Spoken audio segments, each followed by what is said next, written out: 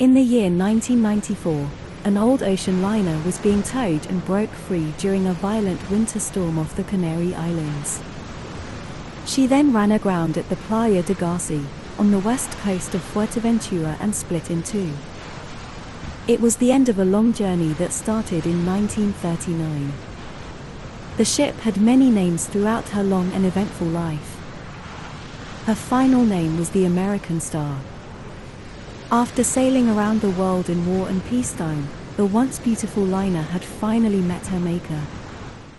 Built at the American shipyard of Newport News, Virginia, the S.S America was the most modern liner afloat and represented the best of American design and culture at the time.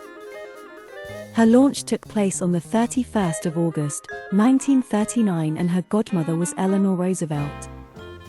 This new transatlantic liner of the United States Lines was to be a symbol of hope and prosperity for a better world.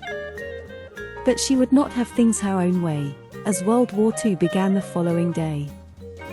Instead, the America went cruising to the Caribbean before joining the Navy as the troopship USS West Point in 1941. For the next 5 years, she served her namesake country and carried thousands of Allied soldiers safely without fault. In 1946, the liner was restored and returned to passenger service. The America served with United States Lines until 1964.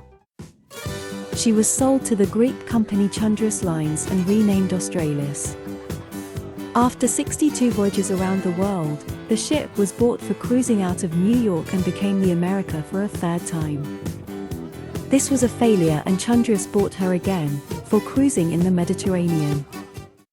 However, she was laid up and never to sail again.